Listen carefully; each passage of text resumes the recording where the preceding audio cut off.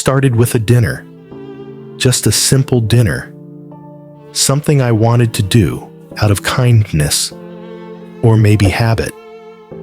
I was standing over the stove, sweat running down my back, the kitchen humming with heat, and the smell of sautéed garlic and spiced chicken. The kind of meal you make not because anyone asked, but because it's family. My name is Emma. I'm 20, and I cook for the people I love. That night, it was for my pregnant sister. She's 26, her boyfriend, and our parents. I'd been in the kitchen for over an hour, chopping, flipping, stirring. The heat was relentless. Our AC was working overtime, but it couldn't touch the fire from the stove or the steam from the boiling pot. I was sweating. Of course I was. It was hot. The kitchen was a furnace, but I didn't complain, because it was for them. My sister didn't say anything when she walked in. Neither did her boyfriend. They just passed through. A quick glance, maybe, but no acknowledgement of what I was doing. I wiped my forehead with the back of my wrist, turned the chicken, checked the rice, adjusted the flame. My shirt clung to my skin. I was flushed, probably looked exhausted. But the meal? The meal smelled amazing. Dinner was served a little after 7. The table was full. Mom, Dad, my sister, her boyfriend, and me. 5 plates, 5 forks, 5 servings. And for a moment, just a flicker, everything felt still. Like maybe this was what it was all for. Until it wasn't. Everyone started eating. Except her. She didn't touch her plate. She just stared at it. Fork in hand, not moving. I asked if something was wrong. She looked up, calmly, almost too calmly, and said she didn't want to eat food cooked by someone who was sweaty and, quote, stinky. I froze. Everyone else froze too. The room went still, like the air had dropped 10 degrees. And just like that, the warmth I'd been building, the whole spirit of the night, vanished. I didn't say anything. Not at first. I couldn't. Because what do you even say to that? I was humiliated. Not just embarrassed. Humiliated. I'd just spent the past hour literally sweating over a hot stove, pouring my energy into this meal. I hadn't stopped to cool down, to freshen up, to worry about how I looked or smelled, because I was too busy caring. And now I was being told that all of it, was disgusting. She didn't shout. She didn't insult me in a dramatic way. But somehow, her quiet dismissal cut deeper than a scream. And the worst part?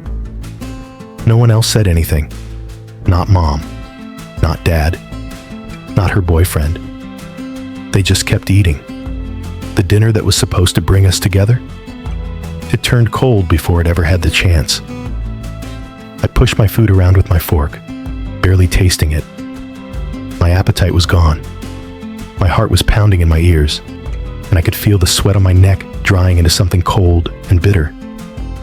I wanted to say something, defend myself, cry, maybe even laugh. But I just sat there, quiet. And when dinner ended, everyone thanked me. Everyone except her. She left her plate untouched, and not a single person said a word about what she'd done. The dishes piled up. I washed them, like always. Alone, like always. The sponge in my hand, warm water running, my eyes stinging from something that had nothing to do with onions. That night, lying in bed, I kept playing her words over and over. Stinky. That was the word she chose. And in that moment, she wasn't my sister. She was a judge, a critic, someone who believed the effort I gave, my time, my care, was contaminated because my body had dared to sweat. I know she's pregnant.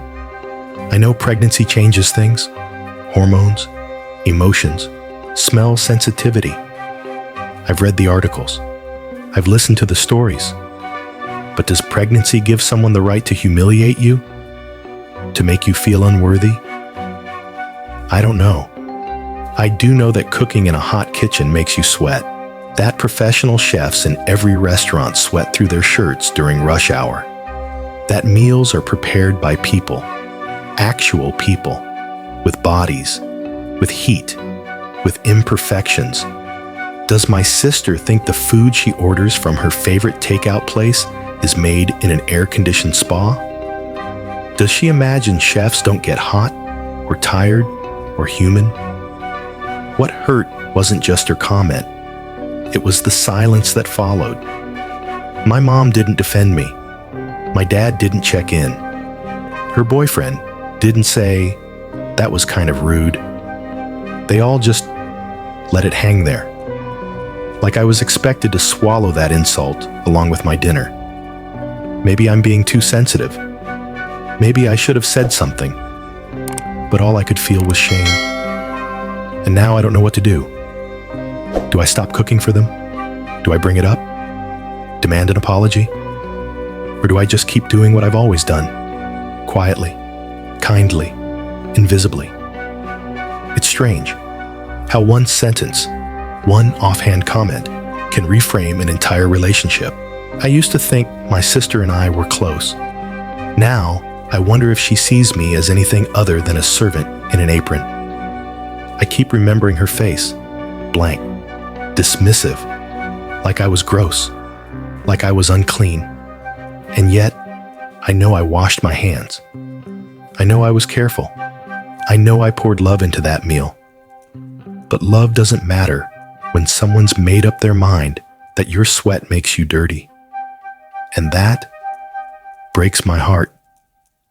Because I wasn't trying to impress anyone. I was trying to help. Trying to make her feel cared for during her pregnancy. Trying to hold this fragile little thing we call family together. But maybe I was the only one trying. So, am I the asshole? Was I wrong for not showering before dinner? For sweating while cooking? Was I disgusting? Or was I just human?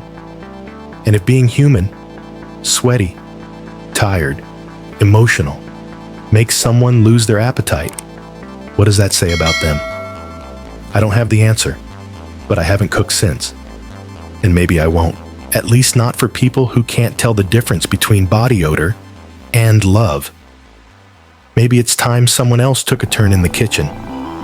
Or maybe, just maybe, it's time I started cooking for someone who appreciates me, even if that someone is just me.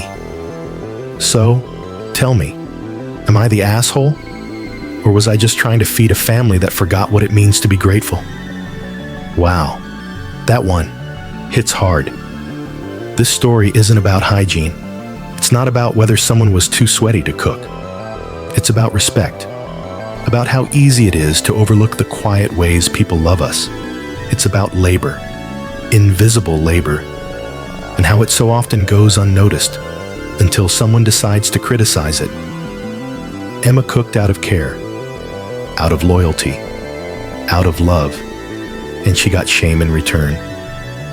Pregnancy might come with heightened sensitivity, but it doesn't justify cruelty. And silence from those around her? That's not neutrality. That's complicity. So here's what I want to ask you. When was the last time someone did something for you? Something quiet, something unglamorous, and you thanked them?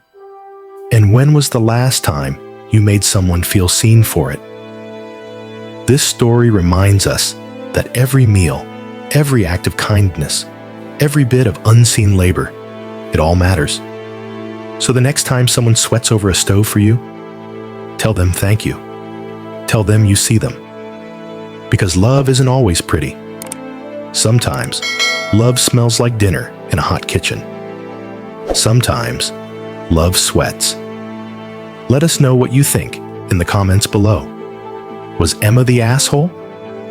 Or was this just another case of quiet love, misunderstood? This is AITA Stories, and we'll see you in the next one.